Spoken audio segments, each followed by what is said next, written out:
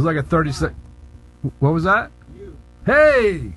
Welcome to the special edition of Joy Score Live, people. Yeah, come on in.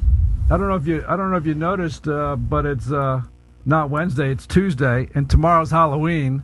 So we wanted to get a show in because everybody's going to be out partying.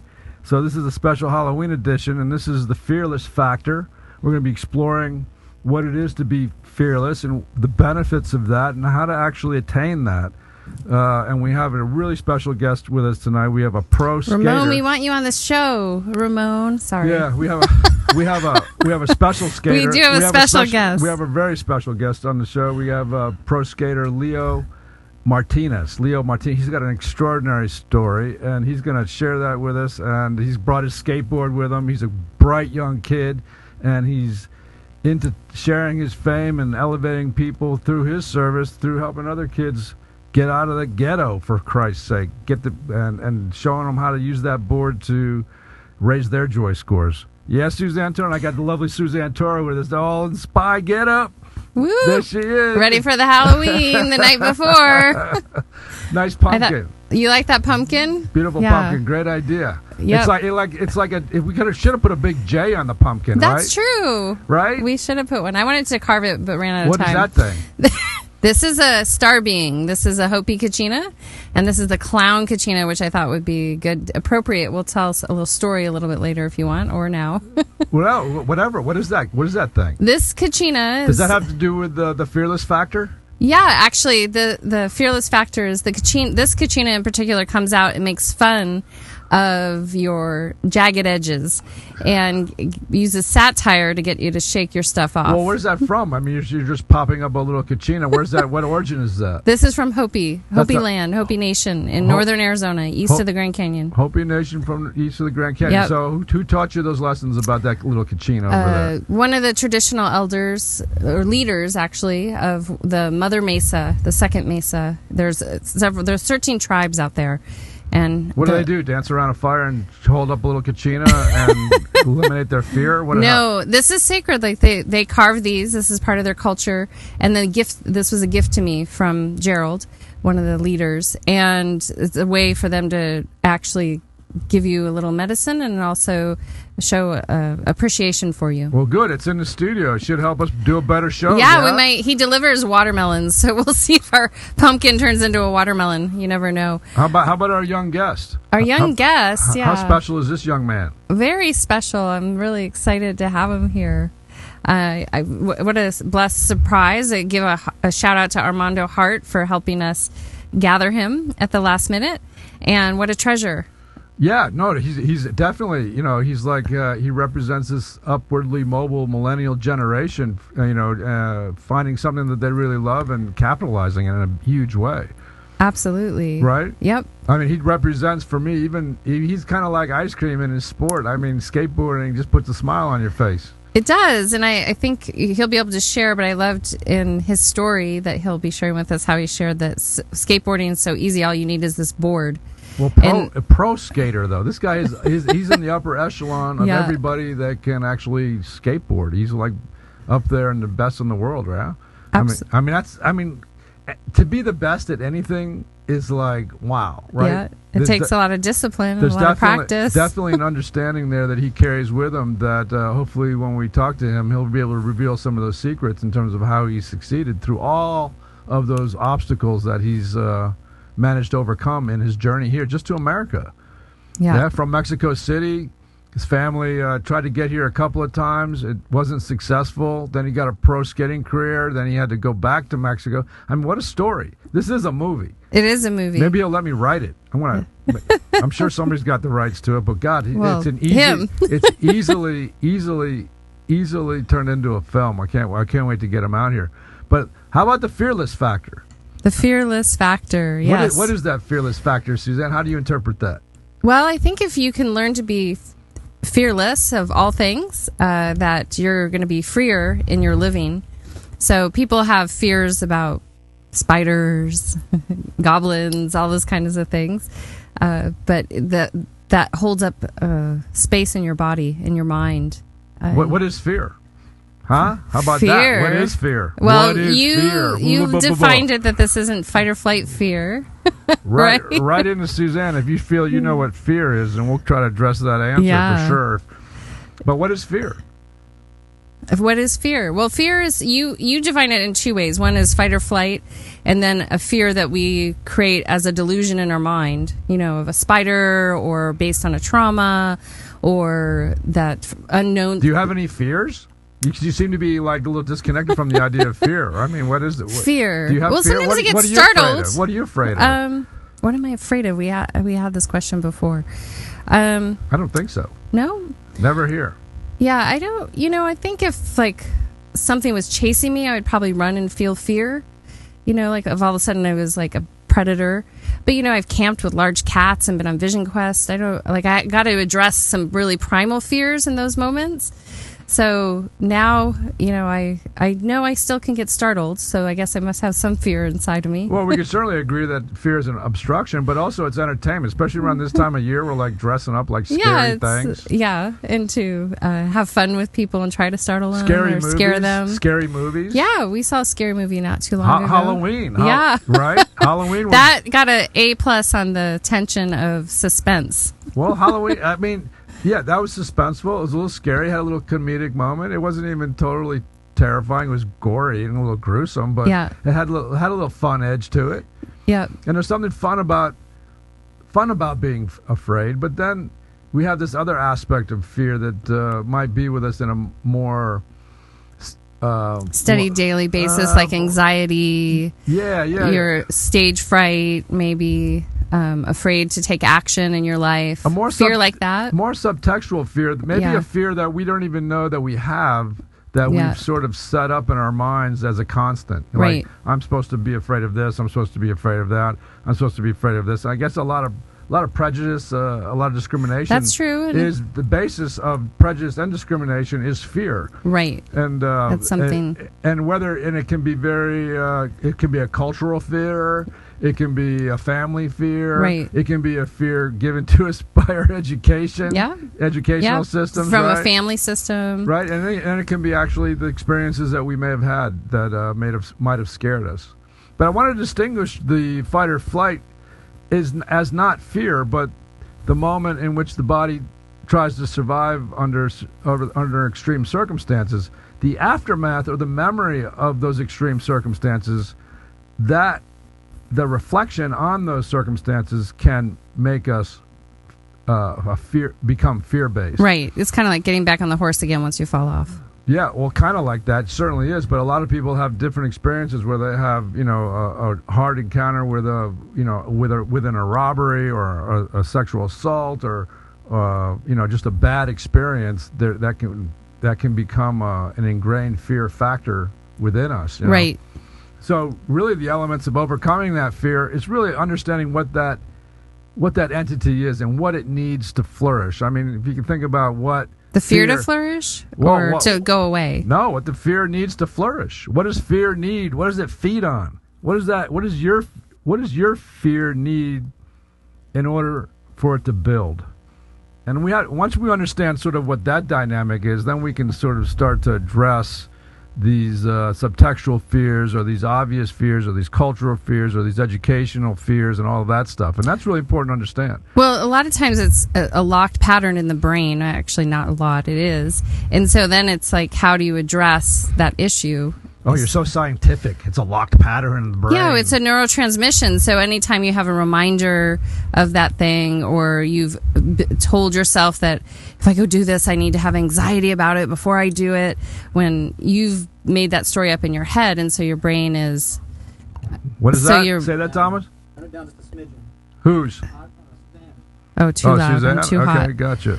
How about now? Go ahead. Okay, keep going. so you don't have to stop because I stopped. Sorry. So the fear, you don't have to like let it rule your life and be there forever. And so when I work with people one-on-one, I really get them to say, I'm like, what's the worst thing that's going to happen in any situation? And for me, like, the absolute worst thing is someone's going to die.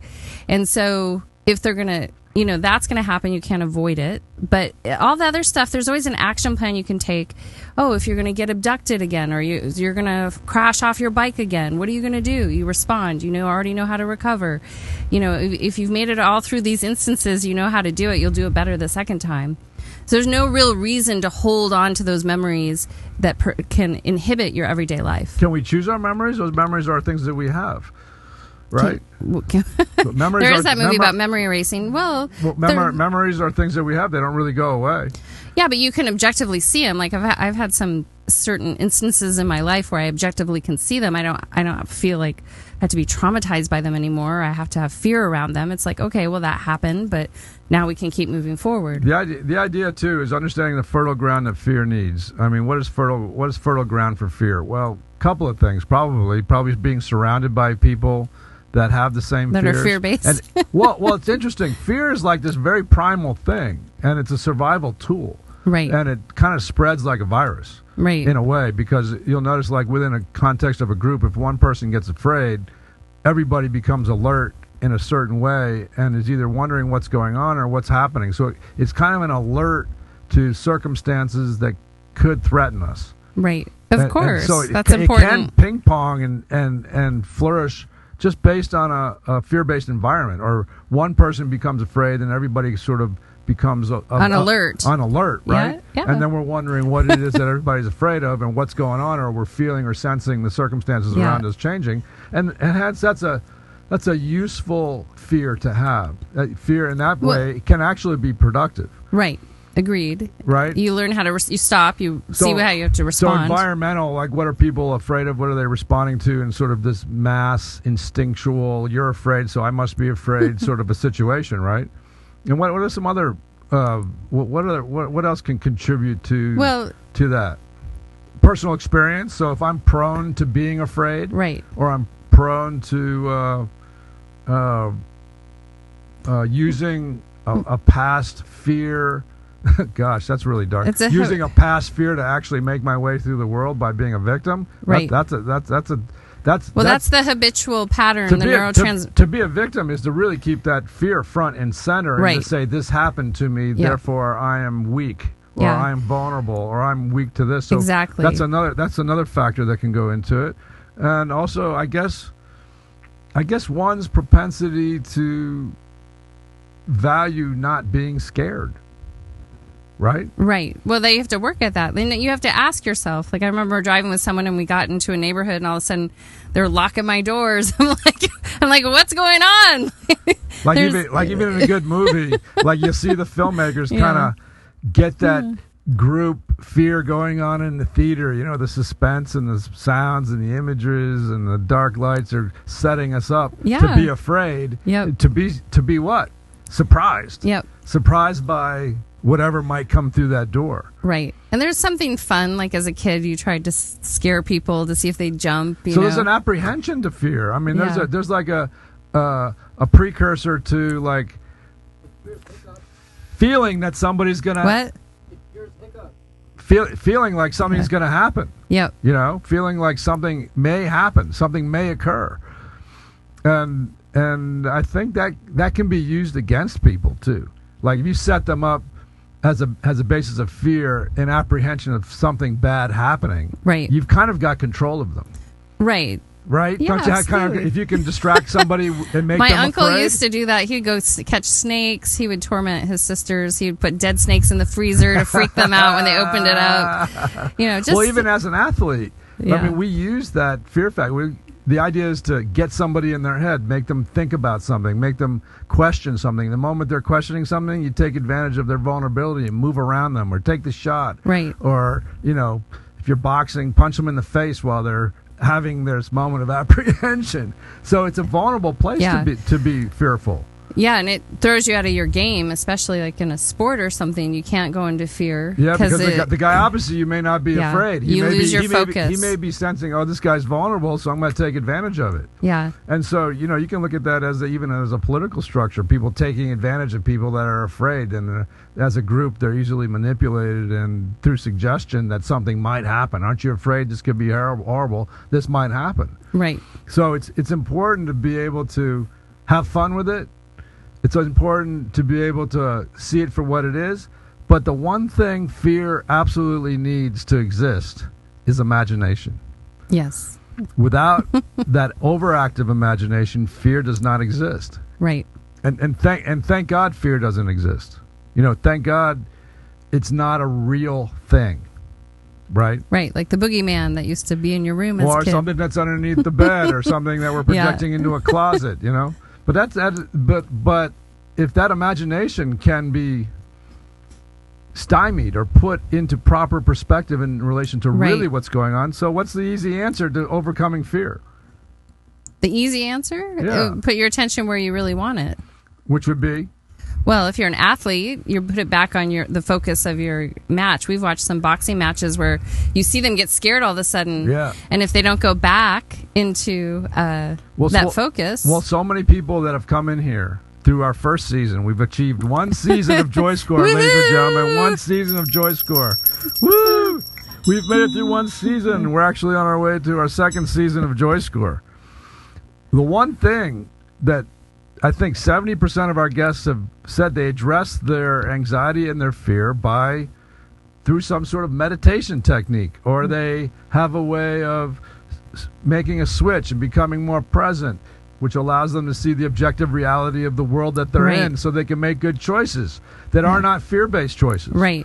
Well, and it's always, good how I guide the students or the clients in the clinic or my clients is to identify where, and I think you might do this in your technique, but to identify where you want to be, like what is it that you want to be in a given moment. And so even if anxiety or fear comes up, it's like, oh, I want to feel joy. Oh, Yeah, but you see, here's the deal. When anxiety and fear comes up, that would be a type of mental laziness, because it doesn't have to arrive if you're in a condition of seeing what is. correct. But I'm talking to the people that have. So if I understand, my environment, and I can see it for what it is, nobody's going to put me in my head about what's going on. And also, I'm going to be a little suspicious of somebody trying to make me afraid of something. Right. Because I'm like, okay, that means you want me to stop paying attention to what is. Right. What I want to know is really, why are you afraid? I'm not going to take on that fear. I'm going to stay objective with the person that's fearful. And Right. it gives me a place and a standing in which to help them. Yeah, that's what our EMTs do, our police officers do when they're on scenes, when people are in That's great shock. if they can do that. I didn't know they could do that. I hope Yep. they get really good at that, because if they get really good at that, then... They have to be there in that. They have to be so present. Well, it can be procedural, too. What problem is you run into a lot of procedural police. You run into a lot of procedural emergency people, and those procedural ones have a hard time adapting. It's the Right. experienced ones. And not everybody's, you're saying that, hey, we hope that the cops are enlightened. We hope that they can see past and into somebody's situation and help them and remain objective. But as we know, that there's a lot of accidents out there. Right. There's people getting shot unnecessarily because of somebody maybe being afraid. Right. Cops can be afraid. Yeah, but it's not helpful in that situation. Cops can be afraid. Hey, if you got a gun pointed at you, or let's say they get a call that there's a gun on a scene, and they show up and they're like, okay, this guy has a gun on a scene. They're going to be certainly more careful. and they may have some anxiety about, not wanting to be shot themselves. So Yeah. it gives them an itchy trigger finger, and we can't really afford to have that, because really what that does is put blinders on the cop, right? Absolutely. If he's more objective, more present, he can actually adapt quickly to not only saving his own life, but to helping somebody else in assistance. Yeah. And that's a good example. That's a good example of, every profession has its built-in anxieties, its built-in concerns, especially if you have a fear-based boss who's constantly passing down warnings as opposed to affirmations. Correct. Boss is like, don't do this, don't do that, don't do this. It's like, okay, don't do that. It's really, to be a good boss is to give direction. Well, right? that's what a good leader does. They direct. They direct. They give you something to do, not what to be afraid of all the time, right? If you're a boss, well, that's the same with parenting. You want to lead your children. You don't want to fill them with fear. If you're a boss that's continually running a fear-based organization, you can expect those individuals, especially now, to revolt. Well, stress will increase. So, Thomas, let's go through just a couple, because I understand to be objective and not and be in fear. But a lot of people have anxiety, whether it's low-grade anxiety. And so that redirect of your attention is important, no matter what. Even if you're the cop and you all of a sudden you got scared, it's important to bring it back ASAP, because you need to serve your community that you're protecting. Well, to transcend, I guess you would say to be fearless, or to the fearless factor, would certainly factor in courage, certain amount of courage to see past your own imagination, which could be clouding a circumstance or a situation, or your own past coming in, like a lot of people that come back from the war having these horrible flashbacks, right? And their road to recovery is retraining that mind and making themselves strong in a certain way, so when it does come up, they can see it for what it is, and that's simply an act of the imagination. Right. And if they can get past that and develop the muscle of perception to see it for what it is, just a memory, then they can remain with us and raise their joy scores and go on to be productive in our society, Absolutely. Yeah. There's no reason anyone has to hold on to any fear, in my opinion, but it's a practice. But the fearless factor is doing what our guests have been suggesting for the last several months, and that is finding their way back into the present and seeing and regaining their understanding of what's really happening. Yeah. And not being such a reactive unit to somebody else's fear, which is very primal. And it certainly is a basis for survival, especially in our more primitive form, when a saber-tooth might be lurking and somebody just comes in and says, holy crap, there's a saber-tooth outside, and everybody goes, holy shit. What are we going to do? Get the spears ready. But that's why that built-in mechanism is there. The whole animal kingdom, insect kingdom, birds, all those. But then, of course, hopefully you have a couple warriors in the cave, and they're like, oh, good, saber-tooth for dinner tonight. Let's go get me some saber-tooth, Let's go out there and have some fun with this challenge, and hopefully you won't get one of us, but if he does, I died a good death. I died a good death. Well, and also remember, the thing I like to point out about nature is there is that built-in mechanism of fight or flight. If a predator is chasing you and it wants dinner, but you notice the animal kingdom isn't stressed out the next day. They're not even stressed out 5 minutes later. They are in the rhythm of that life cycle. Yeah, and also, on our evolutionary road, there's a way to use that fear to motivate us. It's an energy source. So if we learn how to transform fear into like a jolt of lightning to bring us into the present, it can jack us up into a higher state of mind. It can fuel our ability to do extraordinary things under extraordinary circumstances. So that's the next level of evolution, is being able to transform that fear and not only look at it as an opportunity. The moment you look at that fear as an opportunity, man, like, wow, man, I just channel this back into the present and light myself up and activate my higher centers. Boom, I'm right back in the present, and I'm ready to adapt. I'm ready to do what I have to do. And look, I got goose pimples. That's a good one. That was a good one. That was a good rant. That was a good rant right there. So should we bring our guest in? Well, you know what? Let's show this wonderful video. We're going to bring our guest in here, of Leo Martinez, and we're going to show you a little video of him doing some of his work. It's like 1 minute 13 seconds. and then we're going to have him here in the studio. So let's roll that video of Leo.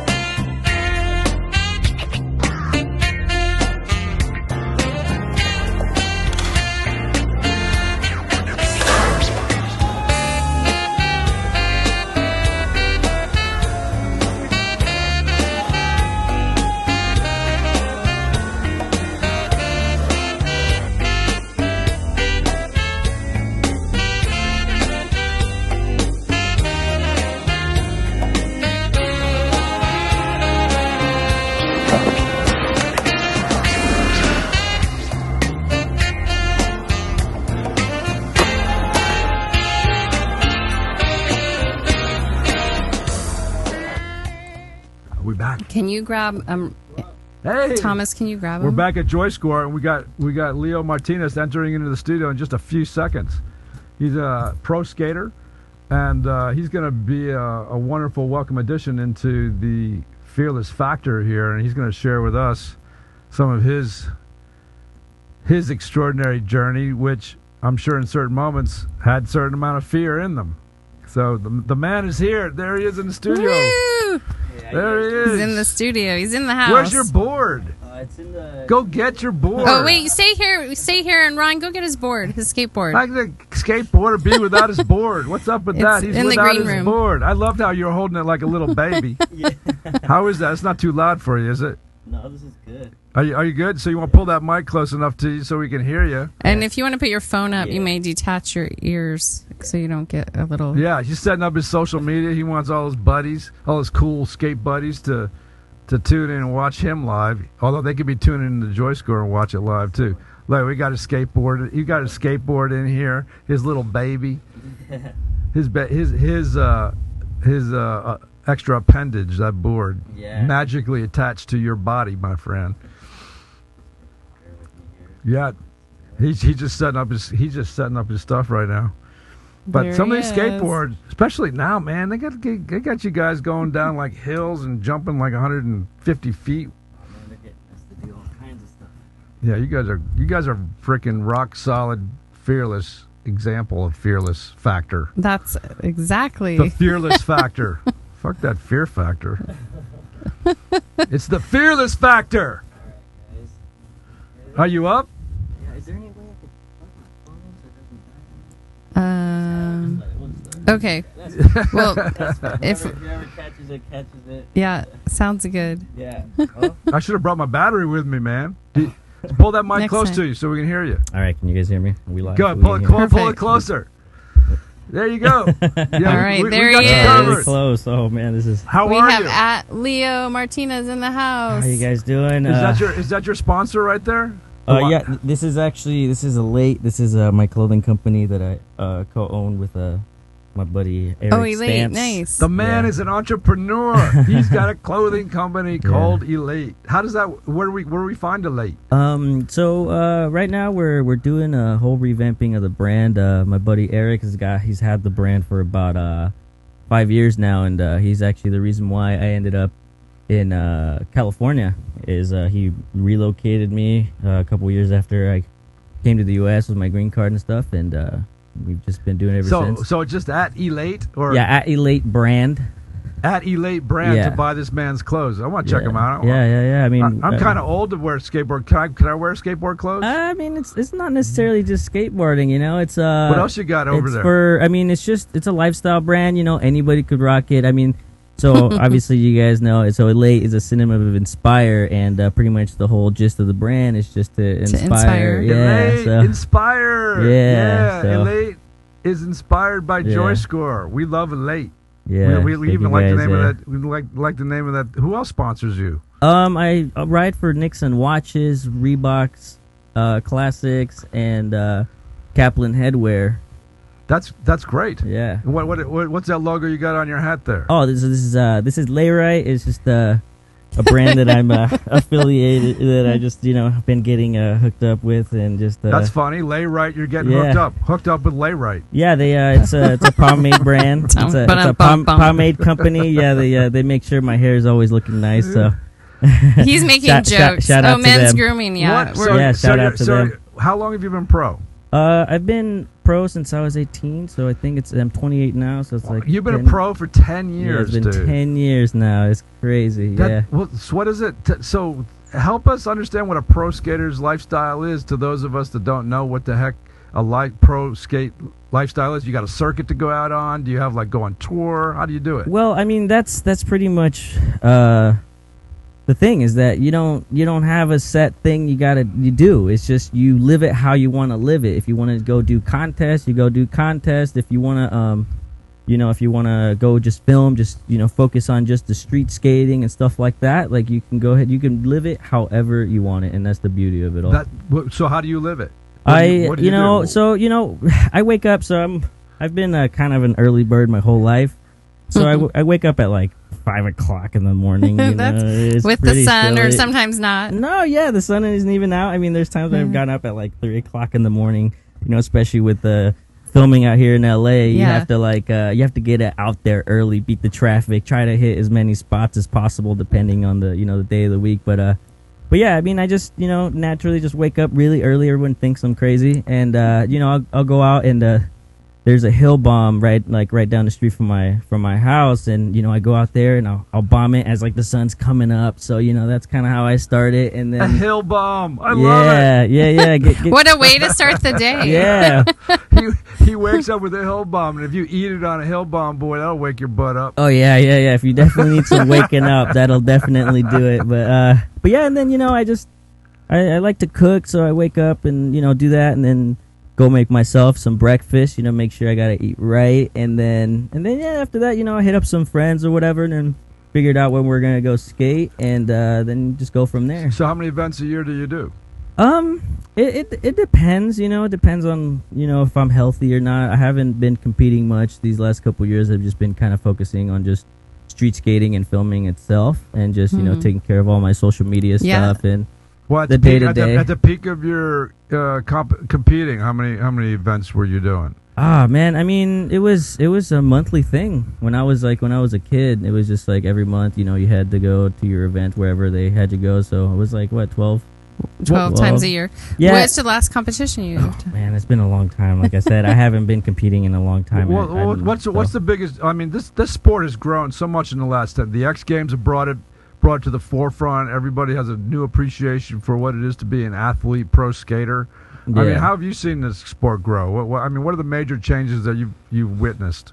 I mean, just with a lot of the brands changing, for instance, having a brand like Reebok, being around and supporting, a skateboarder is pretty. I mean, the thing is in the beginning, everyone was skating, Reeboks or what other types of shoes that were around, just regular shoes, and mainly basketball shoes, I think, because they had a nice flat bottom, and so I mean, those are the roots of what street skating was, and then later on, all the skate brands started coming, skate shoe brands started coming around and really showing their they're taking care of the industry itself. But then it's now, because of the X Games and stuff like that, you got bigger brands like that, and that's kind of the main thing that's really changing. Obviously, everybody hears about it, and the exposure is nuts, and it's I personally think it's really cool because it's really giving us and a lot of other guys the opportunity to really make a living out of it. So I really appreciate that. What a privilege, dude! You make a living out of using that board. I mean, yeah.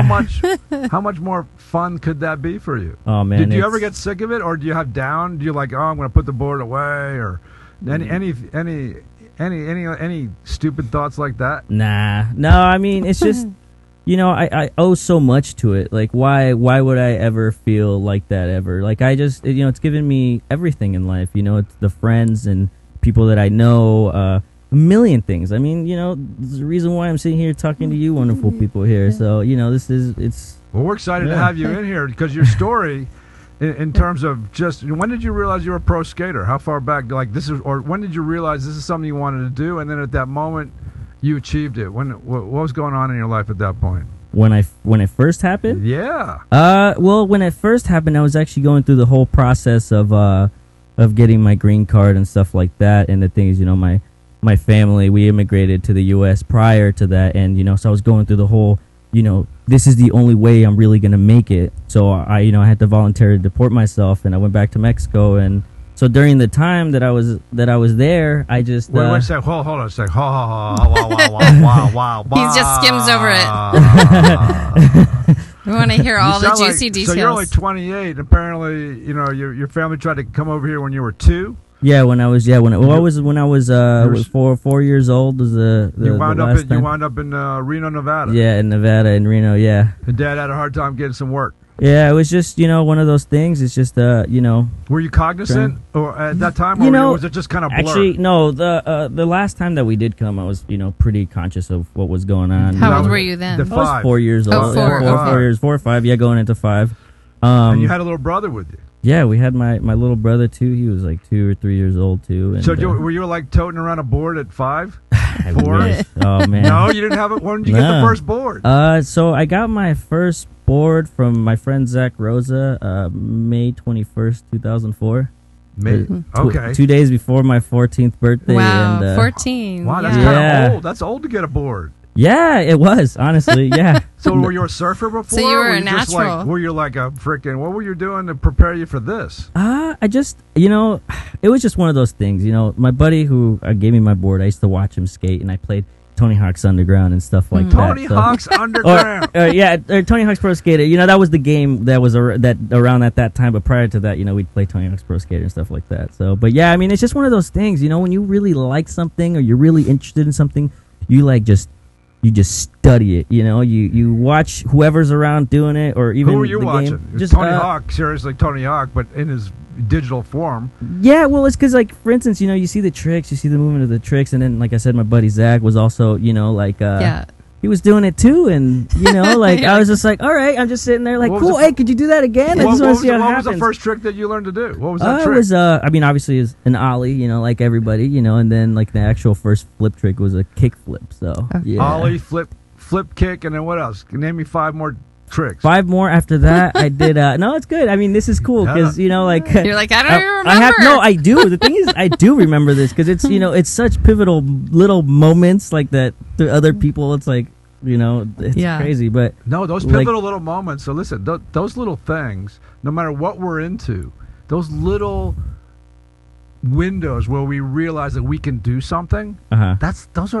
Those are precious. Oh man, those are sacred to each one of us, and whatever it is that we've decided to do, or if we ever had a memory to reflect on, it's kind of like that little personal thing that you're talking about, and that comes out of your persistent effort. That comes out of your hard work. That comes out of the ethers. Yeah, it's definitely, and they're super special when they happen. Yeah, 5 tricks. Come on. So it was an ollie, a kick flip. Oh, actually, I did a rock to fakie and rock to fakie. So I think you need to explain this to non-skaters. All right. So an ollie is obviously the first trick, the basic, the one thing that you learn first, and it's like you could do an ollie in here, couldn't you? Yeah, ollie. Yeah, I could. You have a little thing you can jump off right here. Yeah, right. And then a shove it is just it kind of, the board comes off on the ground and you kind of just kick it back and it spins 180 degrees and then you just jump on it, and then so that's 3. How much time did it take you to figure that one out? Oh man, it's just hours, maybe even a couple months. I don't know. It's just one of those things. 100 hours, 150 hours of trying. Who knows? Honestly, it's one of those things. You get sucked into it, and it's like you just lose complete just recollection of time. So that's beautiful. It is. Explain it really the is. awe you feel in that moment when you master it. That's the thing with skateboarding is you can never master it. It just, a trick.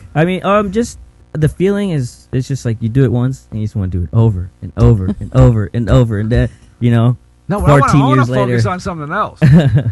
It's the journey you're taking, the timeless time that you're involved and immersed in sort of a mindless attempt to feel something that you haven't felt before. Right? Yeah.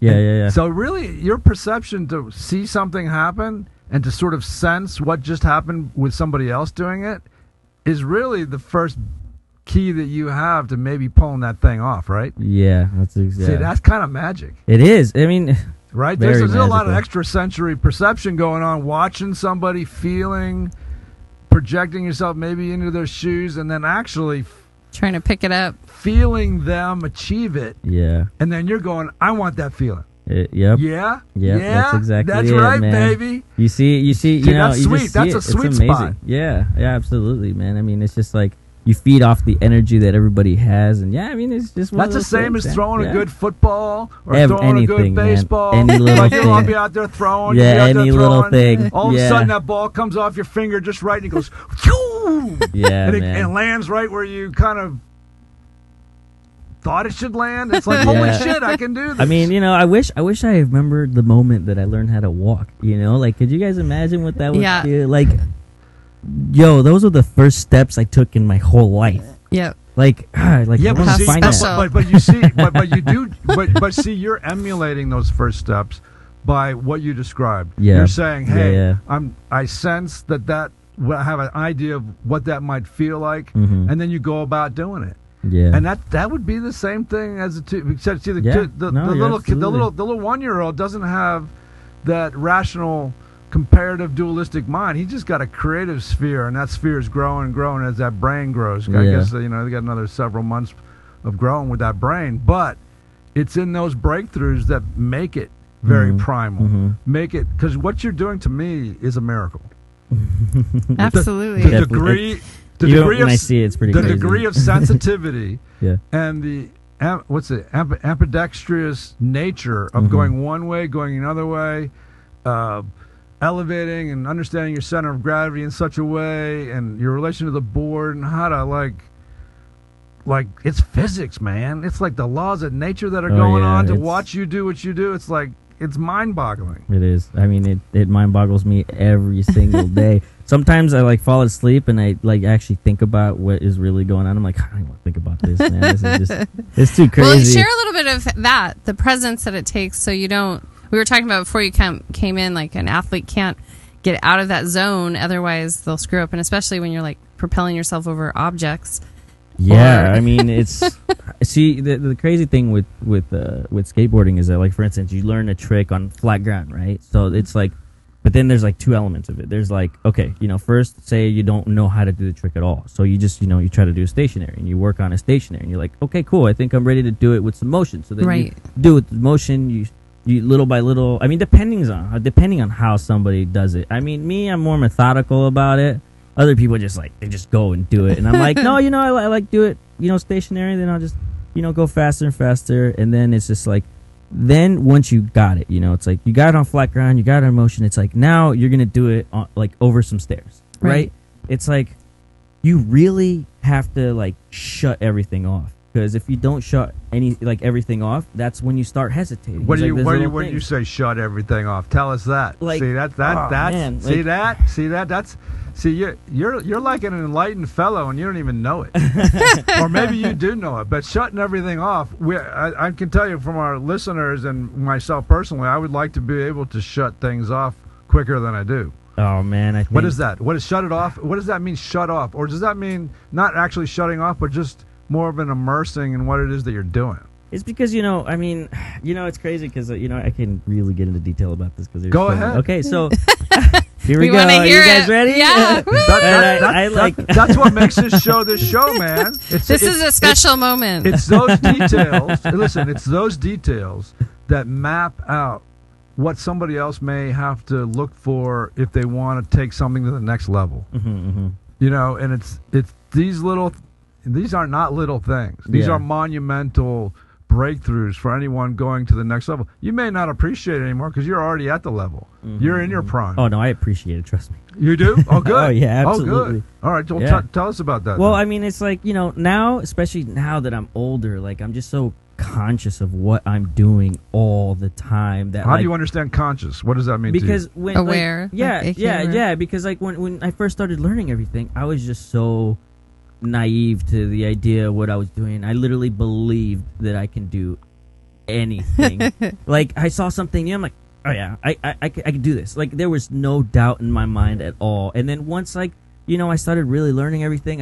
Because it was just like I went into it like I already knew it, you know. But then once I actually knew what I'm doing, then it just becomes this crazy head game. You're like, okay, I know the speed, I know where I'm supposed to pop it at, I know when I'm supposed to flip, just a million different things, right? So the thing is, then at that point, you're so conscious of what you're doing that you kind of screw yourself over. So it's like literally, you really gotta just shut everything out. You gotta forget, just like I did when I was a kid, that I didn't know what I was doing. It just became just the action itself. You didn't think of anything. You're using my terminology. Yeah, action. That's it. You just do it. You don't think about it. Yeah. Yeah, action's a big thing in my world. But how you just described what a great actor goes through before the director says action. Mm-hmm. And when he says action, he means exactly the thing that you just said. Yeah.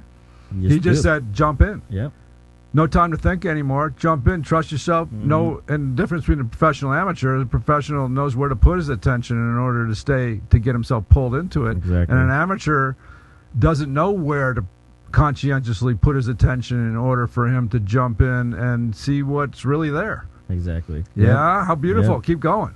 Yeah, and then you know, so it's crazy because, like I said, I really go into detail about a lot of these things. It's good because you know, it's just it's literally such a, like you said, it's literally just another, like it's just a. Well, listen listen to tonight's show. It's the fearless factor. Uh-huh.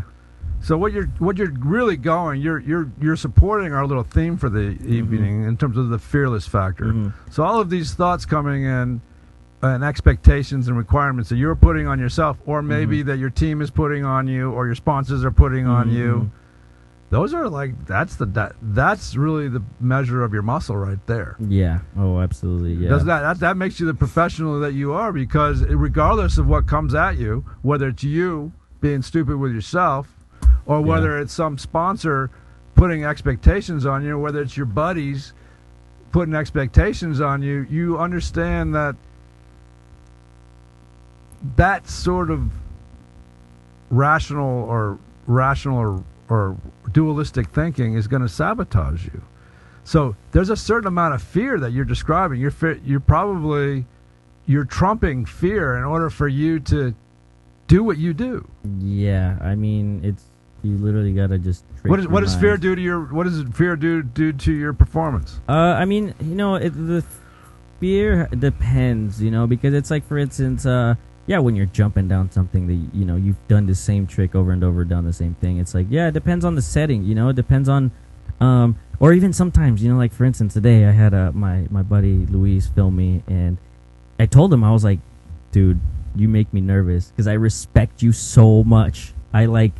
It's making me nervous to do this, you know, because I just, you know, and I'm scared that I'm not gonna land it right away, and then it's just like I'm just gonna feel like I'm bumming him out. So yeah, I mean, there's one of those things. That's self-imposed pressure. Yeah, and it's like, you know, he's like, oh no, it's cool, man, you got it right here, and I'm like, I literally had to stop for a second and tell him, like, dude, I'm sorry. I respect the hell out of you. Like, you know, I don't know. It's just random little mic. So basically, your idea of him is sabotaging your ability to have the freedom that you could have. Yeah. You're calling it respect. Yeah. But there's something in your mind, like there's a starstruckness about it. Yeah, absolutely. Definitely starstruck. Happens. That's happened to me a lot of times. Yeah. You see somebody that you admire, and then it's like, wow, I can't even speak to you. Well, you know, like I've been following. I guess that is a type of a fear, right? Yeah, because it's like it's the first time I met the guy. Yeah, just first time I met the guy, and I'm just so grateful that he's around, you know. And then, more importantly, what did you do to get in your groove? Honestly, I was really tired. I was just like, all right, and I was just like, dude, I've done this trick a million times. Like, I could do this. Like, what? Like, like you said, I was like, I'm sabotaging myself. And then, you know, at first I was like, oh no, it's the board, whatever. You know, I start coming with all these random little excuses. Things. Yeah, excuses. Yeah, perfect word, excuses. Yeah, and I was full of them, and that's what happens. Yeah, but those excuses seem like probably a delay until you feel like you're ready. Like, yeah, and then honestly, it's like what I said. It was that moment where I was like, all right, throw all of that out the door, and I just did do it, and it came out flawless. Like there was no like there was zero hesitation. I just did it because I put myself in the headspace where I was like, all right, I could do this and I'm going to do it. There's literally no doubt in my mind. And it's like I go about it like hey, that a how lot of about times, this though? so. But did you really do it or did it do it? I mean, I'm pretty sure it did it. It did it. The board has a mind of its own for sure. Yeah. Right? It does. That's exactly what happened. You know? Like you oh are Yeah. the obstruction. I know. And then you're giving yourself permission to let it do it. Yeah. And Yeah, it being the thing that actually can take action, it being the thing that can adapt, it being the thing that can reflect your true preparation in a given moment without you being involved. Yep. I should have had the pep talk earlier. Come on, man. Like, you got this. You know, not even with myself. Were you with caught my off board. guard? Were you just a little caught off guard when you guys came together? The guy that you were skating with? No. It's just like I had set up like, yeah, man, you could come out and come. Let's go skate. Like, I'll like cook you breakfast and stuff. You know, so it wasn't like one of those. It's just. Like I said, like, you know, it's been 10 years since I've gone back to Mexico, and, you know, I've been watching a lot of these dudes. And go to at Suzanne's Toro Official or at JoyScore to watch this thing, the produced version of it. We're sitting here with the lovely Leo Martinez, pro skater, and he's sharing some serious wisdom here. So go there if you want to watch this. Go ahead. Yeah. But yeah, like I said, you know, I've been, you know, I haven't went back in like 10 years, right? And I've watched a lot of these dudes do their thing, and it's like being a skateboarder in Mexico and having to deal with skateboarding how it is in Mexico is like nowhere near to how it is here. Here, I've always felt super grateful to be here, and like, you know, and this guy's like, you know, he comes out, and, you know, like I said, I've been following him for years. It's been 10 years. Yeah. It's been a long time, you know, and here he is. He comes to hang out with me, and I was just like, man, like, this is crazy. Let's talk like about let's talk about some real fear. All right, let's talk about real fear, right. and let's see if that real fear can be was conquered in a similar way that you just conquered the other thing, where it did it. So you're here for the second time. Your family comes over, right? Not legally, correct? For the second time, not legally, You find a skateboard at 14. You start kicking ass, right? You start. Maybe. I don't know. What do you mean? You became well, how quickly did you take off? You became a pro, like 17, 18, right? I mean, that's don't like know. 4 years. I was just super. I was just in my little world. I just skated, and, you know, just opportunities just coming, you know, just were presented to me. Opportunities came, right? Yeah. And then you were sort of discriminated against because you weren't legal. You weren't a legal residence. Right? Yeah, I mean, I wouldn't necessarily say discriminate. It's just I couldn't enter like big major contests because of it. So big major contests were actually sort of discriminating against the. Yeah, well, because I mean, you know, money's not. Involved and stuff like that. So, you know, they had to have the legalities have to be covered and stuff like that. And yeah, I wasn't able to enter these contests. So how'd that make you feel, knowing you were better than everybody and then you couldn't enter the contest? Well, I wouldn't say better than everybody. Of course, you would never say that. But capable of being everybody, in that contest. Yeah, I mean, yeah, I mean, definitely. Like, you know, I was like, yeah, I have a shot. But it's, you know, it was just it's very disappointing that you know, that was like where I was like, oh man, like this is really, really happening. You know, like I just got invited to this crazy contest. Like I'm so ready. You know, I've been preparing this for forever, and like. Yeah, for you at that time was 3 years. You prepared for like 3 years. Yeah, well, I mean, forever for a kid. That's 3 years. That's 3 years of literally going at it every single day to the point where my mom's all like, Leo, you're being obsessive about this. Like,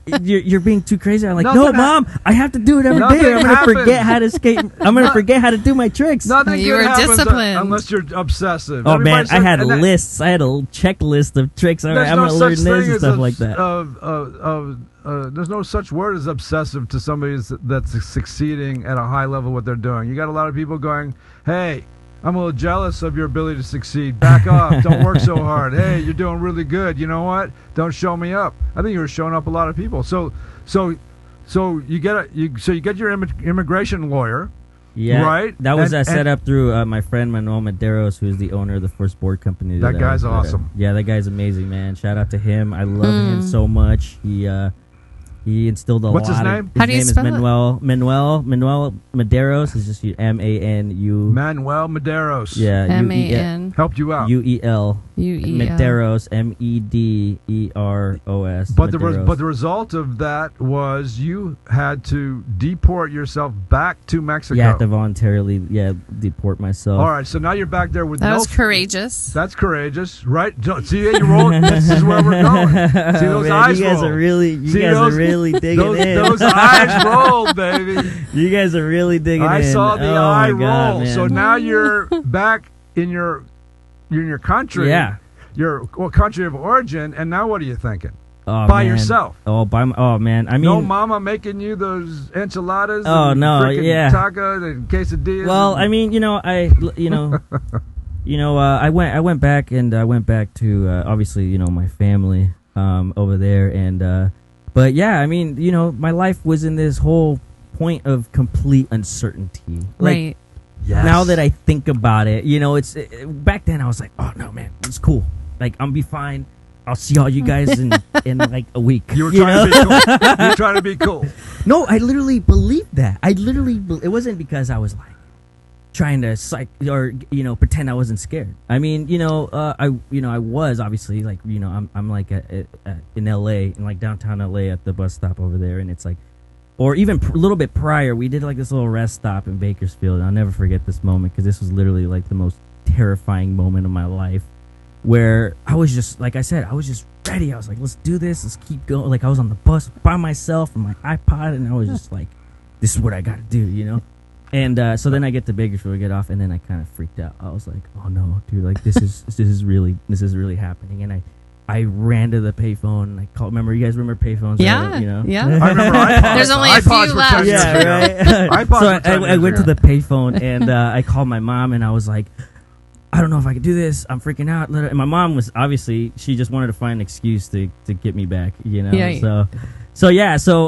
But then she's like, all right, don't worry. I'll have your dad come out and da-da-da. So your mom's making things worse. You're She's on the our- phone with your mom. No, she's, Oh, yeah. baby, come home. Yeah, right. Little baby. And then exactly. But then once she did that, then it clicked. I was like, no, like, I have to do this. Like, And I how have old to were do, you? I was, Yes, great moment. I was like 17 years old, Yeah. and Dude, you grew a pair.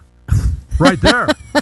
well, right there, you grew a pair. oh man, it was like I said, I was like, no, I got to do this, and I just was like, don't worry, mom, I got Stepped this. up Yeah. into your manhood, Yeah. that journey. Yeah. I love that Yeah. moment. Woo! Hey. It was the rite of passage into your manhood, like just to take Yeah. that. You wanted skating so bad that you. Yeah, I had to. Yeah, Do definitely it. do some pretty. All right, so you're sitting there and you're like, freaking, no, I'm going to do it, and then what? Yeah, and then so then after that, I started. I got we went, and like I said, I was going to that story when I was in downtown LA. I'm gonna go back just to connect a couple of things. Uh-huh. So you're working with your buddy, and you have a little doubt, and all of a sudden I'm just gonna do it. Boom, roll in there. It does it. You nail it. Right? What was just skating? Skating, Yeah. right? Yeah. All right. Well, Yeah. let's cut. Let's go back. So you're sitting there. You're on the phone. Yeah. You're having these doubts. Yeah. I don't know if I can do it. Well, no, the thing is, like, I did think that I could do it. I was just like, once I'm gone, that's it. I can't come back. Yeah, but then there was a moment at what you said, I'm gonna do it. Yeah. I was And like, then what? That's it. And then I just did it. I just did it. See? Yeah. I hung Do you up see the the phone. parallel? Yeah. Do you see that parallel? Yeah. You just said it was the most uncertain. Every trick that you do is uncertain. In order for you to pull it off, you don't know for sure. You can just go try. Yeah. Right? Yeah, Well, absolutely. here you are. Yeah. I don't know. I'm But it took uncertain. you longer than a week, right? No, not in Yeah. that moment. No, not Because at he all, went yeah. like that, and it was a long trick. Yeah. You see what I Yeah. mean? And then the whole thing probably started unfolding for you in sort of maybe a rational way. Yeah. What happened next? Maybe Which what- one, the skating or the? No, you get on the bus. You not, Oh, now what? From okay. I was like, Bakersfield? okay, This is cool. blow Now by go back blow. to skating. No, he's trying to escape. He's like, I don't want to talk about Suzanne, we this. got him on the edge. We got good stuff going. No, man, this is really great stuff. It's actually pretty nuts that I'm Well- actually talking about this live No, right now. no, Like, go, oh my baby. god, What do you man, mean? this Are you is, kidding? It's inspiring. You're hitting on the main elements that anybody that's having self doubts Yeah. and has put in the work of some sort of preparation to give them the encouragement to step into the unknown and trust and have enough faith that that somehow the life is going to a lot of memories right now. somehow life is going to allow this thing to unfold in whatever way it does, but I'm taking this risk. And risk and this other word that you used earlier, action, are synonymous with each other, my brother. There is no action without risk. Yeah. And if it doesn't send a shiver up your spine, then bada boom. Yeah, man. You know what I mean? It's not real. Yeah, I mean, like I said, you know. What was that, Thomas? That shivers, but it's to be or not to be. To be or not to be, baby. That is the question. That is the question. You chose to be, whereas Hamlet did not. Yeah. But go ahead. So, anyways, so I just hopped on the bus, and I don't think I've ever felt so confident in my life, you know. And I hopped on the bus, and then like you know, we got to the station in downtown LA. And, you know, we had a little bit of layover time, and I remember I walked out of the station. I was like, one day I'm going to live here in downtown LA, you know, and I was like, boom, like that was like, I was so set on that. Yeah. But I also knew, like, once I crossed, like, once I got on this last bus, like, that's it. You didn't know if you were coming back. I didn't know if I was coming back. I didn't know if I was ever going to see my mom again, or my dad, or my little brothers, you know, or my cat that I had at the time. And, but it was just, you know, all of the most important things in my whole life. I was like, literally, like, I didn't know if they were going to ever be in my life again. But I knew, and I was so naive enough and believed in my dream enough that it was going to be okay, you know? Yeah. And, you know, I hopped on that bus, and, you know, I was sitting on the bus, you know, we're going, and we're crossing the border, and they're pulling us out, you know, to go through this little checkpoint area, and it's like, I literally remember looking at the person in front of me, and I was like, oh, like, yep, here we go. I crossed it. That's it. It's like once I crossed it, it was just like, you know, one of the things that I think would be the most comparative thing that I felt at that moment was I just went skydiving a couple weeks ago, and it felt like That's fun. Similar thing. Just obviously not physically, but mentally, it was like, you know, once you take that jump, it's like, you were in complete control of that. You were just like, I'm going to jump out of a plane. I'm jumping. Yeah. And then it's like you're jumping, and it's literally the most relieving and free feeling ever. Yeah. And that's what that moment was at the time. You jump, it falls. Exactly. So yeah, I crossed. So I made, you know, I did that little cross across this invisible line. Yeah. You know, and that was it. Like, yeah, and then so you're back home. You're in Mexico. Yeah. Right. And so what are you thinking? What are you feeling? Do you go back to work? Do you go hang out? Do you how do you stay on top of your craft? So pretty much without knowing if you're ever gonna really be able to put it back into how do you have that faith? Where do you find that faith from? Man, I don't. Are you a God-fearing man?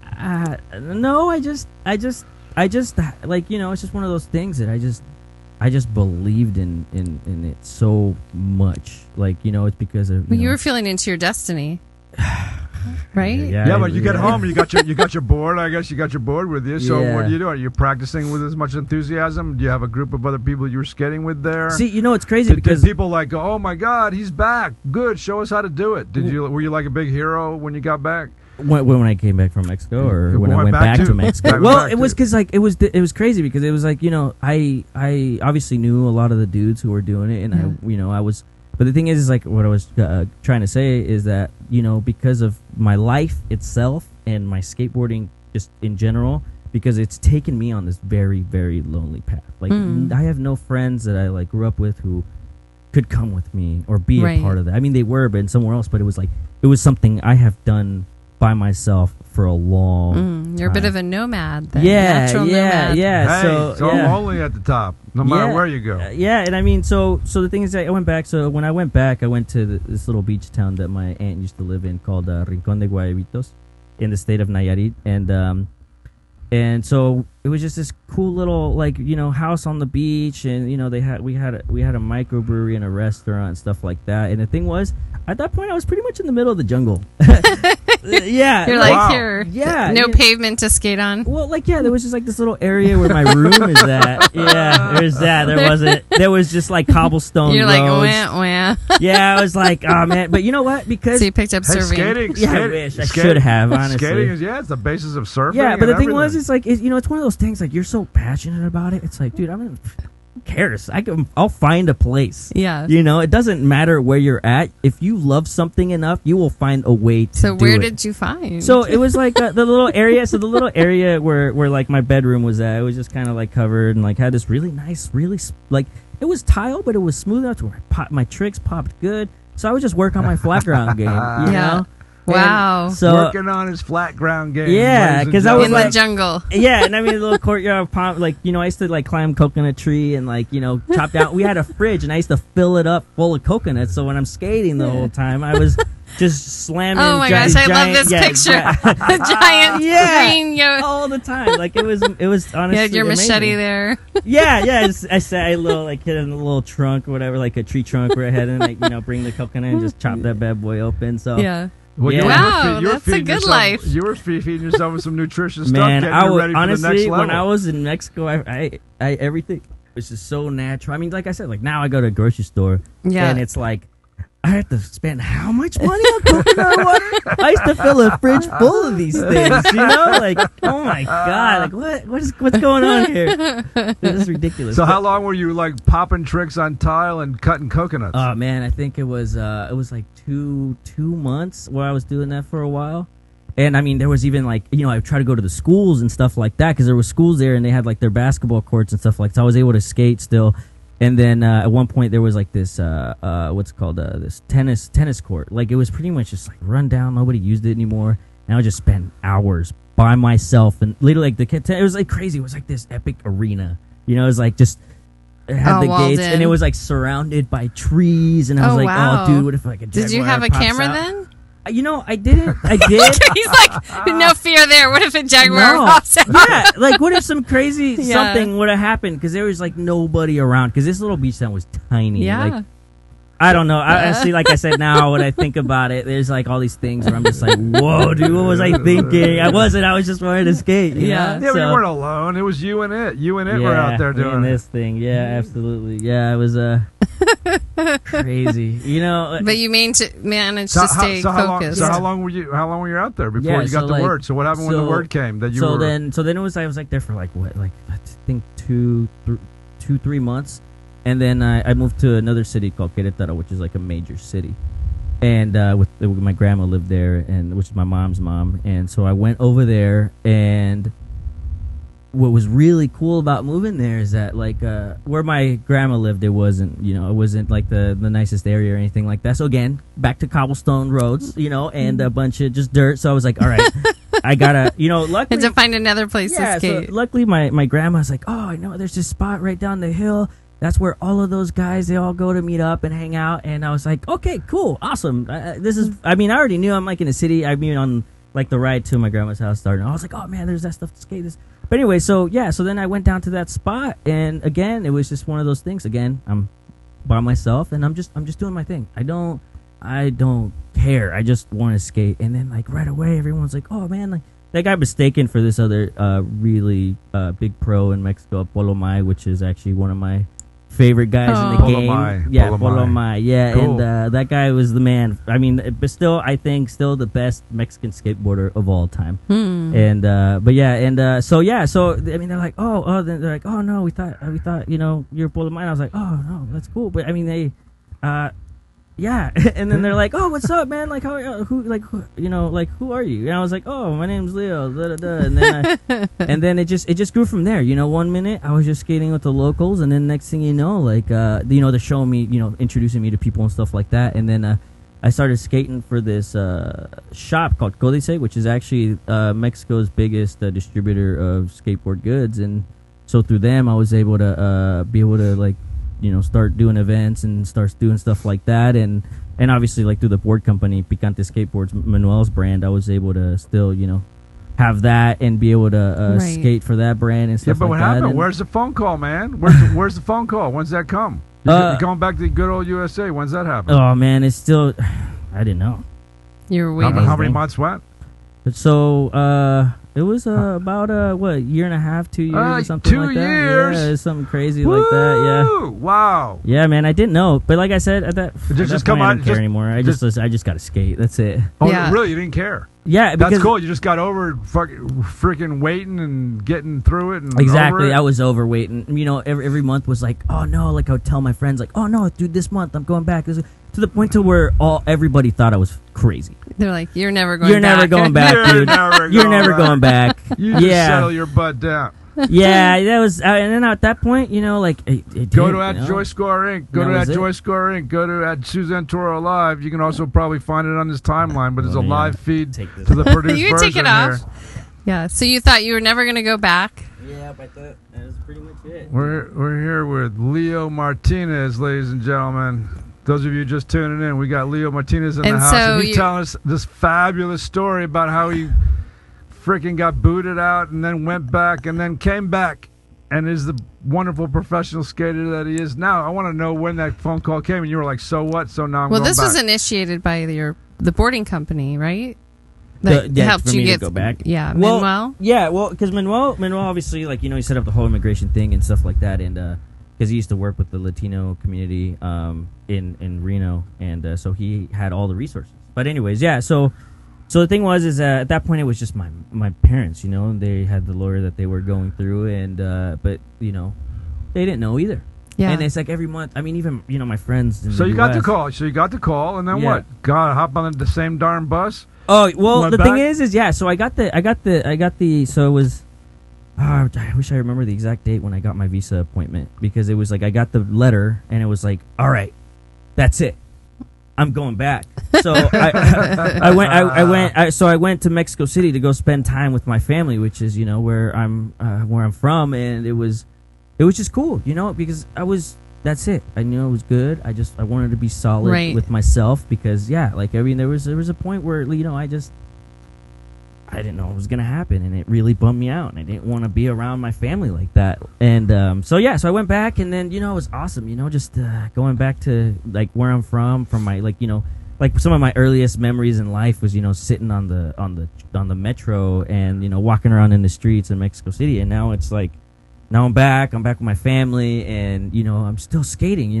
This is like I'm skating where I was always meant to start skating. That's how I felt to me. Right. Wow. Because in Wow. the U.S., especially in a place like Reno, it's like there wasn't the Latino skateboarding community wasn't a community. It was Right. just like maybe a couple dudes, and then Yeah. like the majority of the time, it was so much like honest just racism, because I liked to skate and I was Mexican, and it was weird, and it was like, oh, well, you're Mexican, why you skate? And I was like, well, I don't know, because I just like to skate. So when I was in Mexico, Racism. They from were your trying own to tell people? you it was a Wait white a second. person's Yeah. sport. Wait a second. Yeah. Are you being discriminating against your own people? Going, why? yeah, it was all like the racism Mexican against your Americans internal- here. They were telling me that I internal- was that it was wrong for me to do that, or be into Like, Metallica, what the music. But check this: in Mexico City, it's normal. It's like Right. the skateboarding is just, you just skateboard. You're not like, oh, why you're doing that white people thing. It's like, no, you're just a skateboarder. Well, it's like in the And- Philippines, they put basketball with flip flops on. So Oh wow, yeah, that's nuts. I just got beat in basketball by a couple of military guys who played in their flip flops. Yeah, they learned kicked- from the Filipinos. Oh wow, They that's kicked nuts. my ass. I was like, how the hell are you It's too playing hot to wear in tennis shoes in the flip-flops? Philippines. I checked my age at that point. I was like, Christ. That's God, nuts. flip flops. Those guys are gnarly for doing that. But so that's really interesting that you really didn't find the initial support from your Yeah, community. but you know what? In Mexico, man, I felt good. There was everything that I loved and appreciated about myself and my life. That was appreciated as well from my family. I remember one time I was cruising down to the store, and I went and ollied over this little sign in front of this lady's store. And instead of her freaking out like, oh, why are you jumping off of that? She was just like, oh my God, I was just scared. I thought you were just going to run into it. and I was like, oh no, I just, whatever. I just ollied over it. And she's like, oh man, that's so amazing that you guys do that. That's so cool. I've seen you guys on television. It's like, I admire what you guys do. You guys are awesome. And I was like, thank you. Yeah. That's awesome. Like I said, everything about what I love to do was appreciated in my own country, that where it's supposed to be like, because I'm Mexican, and here in the U.S. because I'm Mexican I can't do all these things, but in Right. Mexico it's like, dude, it's Everyone just does it. it's just normal. So, but if you you're know? in Mexico and there's some white guy, they wouldn't do anything. No, that's Yeah. that's the thing. See, Mexico City is just, it's the most progressive and cultured city in the whole country. There's like 45 million in there. Yeah, Yeah. 45. Yeah, 45. 45 And probably million more people? because there's a lot of people that Oh aren't my counted. Trust A me. lot of people. It's insane. Yeah. Like, I mean, I Big love Catholic it. families. I just love the intensity of that I gotta city. go. I have never been. Yeah, so you so definitely listen. have So to check it out. so when was the next challenge that you had? So pretty much, I had to come back. Where was the next? Where was the next fear? Where was the next fear factor? In order for you to execute this fearless factor. Yeah. So anyway. So once I just, hopped, like I said, I went to go to have my visa appointment and did that, and then it was just like, all right, well, let's go back. But the thing was, and I was happy to go back. I was like, yes, finally, I have my green card now. I could literally do anything I want. You felt is free. nothing. You felt finally free. Completely free. I was the most So yeah, that amazing feeling of my that whole life. liberation. Because if you're not legally in a country, it doesn't have to be the You United have so States. many limits. Yeah. You do have a constant fear, because you could be deported, Yeah. locked up to who knows what. Yeah. So you finally felt Yeah. freedom here. So listen, so good. That's that story. Yeah. So now here you are, professional Skating. skater, 10 years. Yeah. And how are you serving your community? You do some wonderful things. Well, so with my clothing company, it's crazy saying my clothing company. It's kinda nuts. Say it again. My clothing Yeah, company. My clothing clothing company. company. Your clothing company. So we're working. Elate. We're That's working, on his T-shirt right there. we're, Elate. we're working on a lot of things to be able to. I mean, so from my own end, I've done stuff with my friend Chris Worley, who runs A-Skate, which is a foundation that uses skateboarding as a form of therapy for autistic kids. How does that work? Oh man, it's honestly one of the most beautiful things I've ever experienced. So she has little clinics, and the families bring them their kids and stuff like that, and then we teach them how to skate. We hold on to them, or however depending on the kids, on how they feel or stuff like that. We just teach them how to skate, and because it's such a social thing and it improves their motor functions and stuff like that. Wow. So you see the improvement. Yeah, I mean, it's seriously so. I mean, I don't even think incredible or amazing or like those words really, really, really do justice of the fact that this thing with wheels, and this wood, just very Hold very, it up. Hold that thing up. Yeah, this thing right here. Flip it around. Let's see the And it's yellow called, on is it back. the A-Skate Foundation? Is that what Yeah, it the is? A-Skate Foundation. Okay. So, So I want that's- to give them a shout out here. So you're just saying that their experience with your experience with them on that board is magical. it's the most magical thing because Because they have the focus. Kids with autism are good about being focused. Yeah. And So so what- they pick up the tricks pretty quick. It's amazing. Like some of these kids, it's just like there's people out there, even myself, I'll randomly come up with a stupid excuse, and it's like, I mean, at times they'll get a little scared about trying, which is normal. We Right. all feel the fear, Yeah, there you go. and but yeah. So And I then mean, there's that fearless factor and then that even they and grab onto. Yeah, well, then it's the thing is, it's like it's crazy because it's like then at that point I'm like on the opposite end to where it's like I'm not the one facing this fear, but I'm here with this person's loved one, or like somebody's loved one, and they literally are putting all of this in my hands, and it's like I have to be the person to get them through this fear and be the fearless one, and, Yeah. and help them accomplish this thing that they have no clue. Yeah. Like they have zero understanding of it, and somehow I find the words, or I don't know how. I honestly, I don't even know how. I just put myself in the headspace of being completely terrified.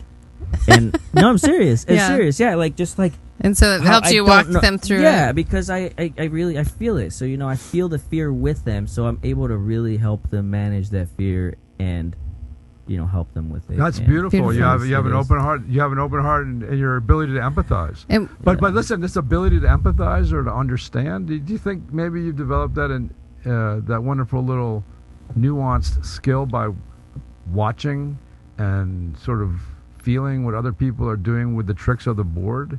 I mean, that's sort of that is the basis of empathy in terms of being able to project yourself into somebody else's space and feel what they're going through. Do you think that board and your relationship with it gives you that innate ability to do what you're doing? Because not everybody has that, by the way.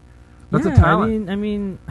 I think it's just because I've had such an intense life, and I've been put in millions of positions to where, you know, I understand like how bad things can get. And you have perspective. Yeah, and the thing is with skateboarding, that's the same thing. It's just now you're just on a skateboard, and now the obstacle is some stairs or a rail or you know, but it just goes hand in hand to where it's like it's a Do you see how thing. this hand in hand is? It's a beautiful hand in hand. So we got a couple minutes left. Is there anything that you would like to say that you haven't touched on? Is there anything that you would like to share that you haven't touched on? Is there something you can expand on in terms of this fearless factor? Is there anything you woke up to while you've been sitting in that little aqua chair? Yeah. Yeah, I honestly I want to let everybody know that, like, honestly, it's, you know, finding or being passionate about something is terrifying. It's extremely terrifying because you could be really passionate about something and want to make it a living and stuff like that. And the thing is if you want to have an extraordinary life, you're going to have extraordinary problems. And it gets scary. And I just, you know, it doesn't matter what it is, whether it's skateboarding, whether it's, I don't know, I'm looking at this pumpkin, so I'm like, whether you want to be a professional pumpkin carver. Yeah. It's just like, you just, you know, like, you're going to get put through those situations. You just got to just do it. Don't let anything stop you from it. Even something is crazy as having to voluntarily deport yourself, because it's like, you know, you just got to get on the other side of that fear before you fulfill your purpose. Right. Wow, there it is. You got to get on the other side of that fear to fulfill your purpose. Yeah, because wisdom from this young skater, this young Leo Martinez, just shared some wisdom here in JoyScore. So yeah, just and also, like, never stop believing in people. You know, I understand in life you get put through some pretty sticky situations, and you know, it almost seems, I mean, I personally, honestly, I never lost faith in people, because there's just been so many amazing people in my life, and I know there's bad people. Give a shout out to some of those amazing people. Well, I just first my buddy Zach Rosa, who, you know, gave me my first skateboard. Zach Rosa gave you that first board. And then my parents, my mom, my dad, my mom Raquel, and my dad Frank, and my little brothers, and anybody who, like, my buddy Tristan Peach, who when I first moved out here, you know, set me up. And that was through my friend Marcus Fields, who I met in San Francisco when I really needed some help, and he, you know, set me up. Man, there's so many people. Hey, Thomas, do you got any questions from one professional skateboarder to another? It's admirable, you know. I think you've been blessed, like you already realized, you know, especially being from, you know, Mexico. It's got to feel good, you know. You've got a good thing. Thomas says it's got to feel good. You have a good thing being from Mexico to be doing what he's doing. Thank you so much. So listen, it's been Well, I have lots of questions. Go ahead. hit him with a good one to tag us and send us out. Okay, so I'm curious, the juxtaposition from the world of the jungle, where you're on that court and you're like, a jaguar could come out. Yeah. And then you're in a concrete jungle that lets you have full expression on that magical board. How do you see those worlds merging for yourself in the future? Oh man, I mean, I don't know. I mean, I think that's a great question. Wow.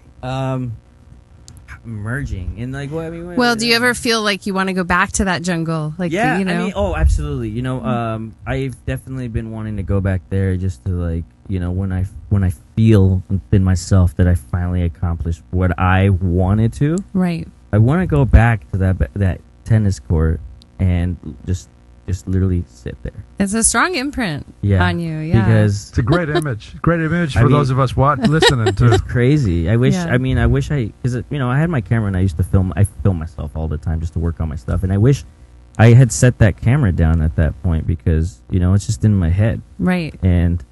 But I think that makes it stronger. I could feel it really strongly. Absolutely. I mean, you know, was at that complete period of my life where everything was literally just completely uncertain. I didn't know if I was ever gonna see my family again, and the only thing that kept me sane is just skating in that, that arena. The arena. The arena to the jungle animals. Exactly, right? So I hope I'm going to make that something happen, make that happen when I get the opportunity to do it, and just sit there and just literally reflect like I do all the time, is like sit there and be like, wow, man, at one point this was it. Yeah. Wonderful.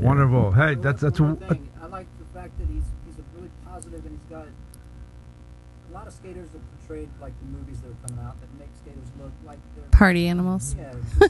Well, make sure you see that movie, the '90s, because that movie looks amazing. That's got a lot. It is amazing. You're gonna love that film. Thomas was saying, our wonderful camera guy and editor, that he admires the fact that Leo, that you live a clean life, and you're so positive, and you're giving back, and you're serving your community. I just do it for my little brothers and my mom, because I just, out of respect for them, I just especially my little brothers, like my youngest brothers, one of them's 14 and the other one's 15, and I wanted to just live my life, and obviously it's broadcasted all the time. Yeah. and I just wanted for them to see, like, wow, my brother didn't have to do these things to be cool or be accepted. Right.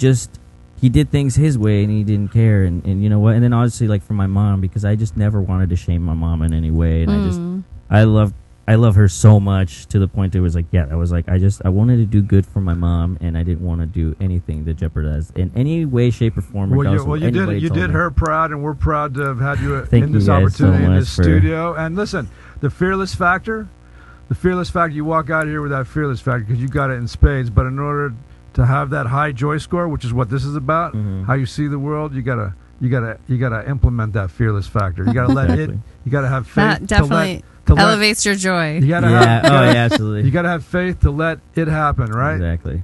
Yeah. Hey, run that last thing. The third video.